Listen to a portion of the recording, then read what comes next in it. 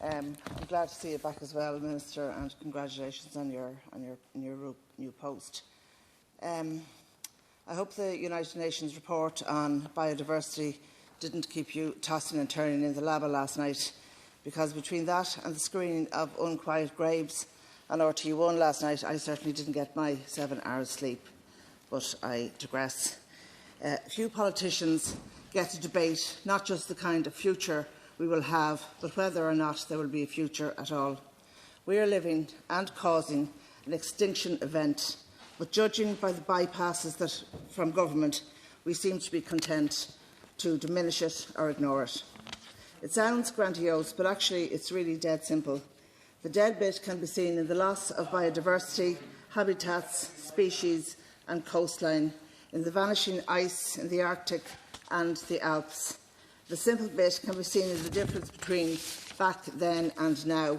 Back then, every winter, when our mums would wash our jeans and perhaps left them out in the line all night during the winter time, when we'd go out to bring them in the morning, they would be stiff as boards, the grass in the back garden crunching beneath our feet. But now, having the washing like boards in the winter is virtually unknown to our children. In using that example now, I am not mistaking weather for climate. I'm saying that our more clement temperatures don't mean a more clement climate.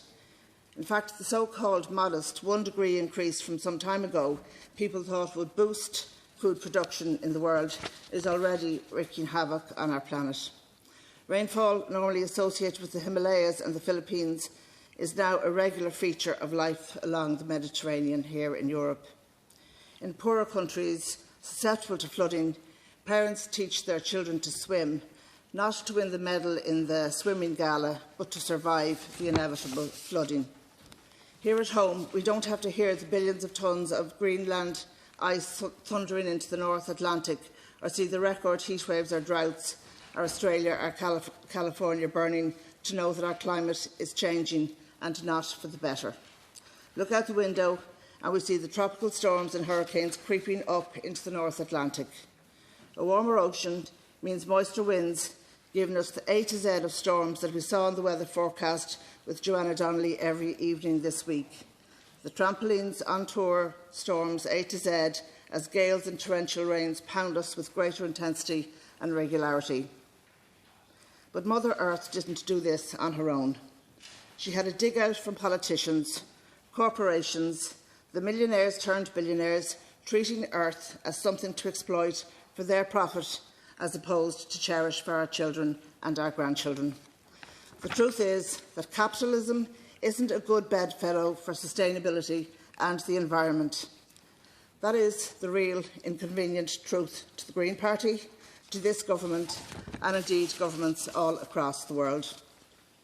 Ireland's great and the good mourned the loss of an EU Trade Commissioner who paved the way for a Mercosur deal which contributes to the annihilation of the Amazon rainforest.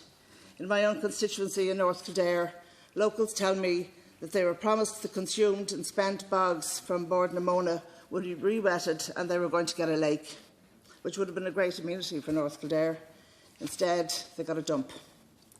In Kildare County Council, Sinn Féin councillors consistently put forward motions around reforestation of rural council greenfield and brownfield sites with native trees. We sought the option of micro generation for community groups and individuals. In fact, my Cumann actually brought that forward to our DESH.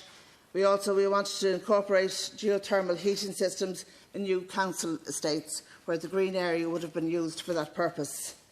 Of course, we were all ignored, plumosed, because the truth is this state hasn't got a notion about really tackling climate change that involves the state doing the heavy lifting. Instead, it prefers to pretend that it should all be left up to the individual, or else carbon taxing the life out of poor communities with no affordable alternative.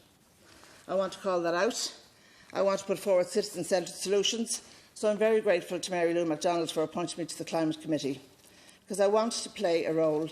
I want to play my part to deliver the change that people see that we really need. Real change, radical change, urgent change, from consumer politics and economics, where in the end All we are consuming is our earth and each other.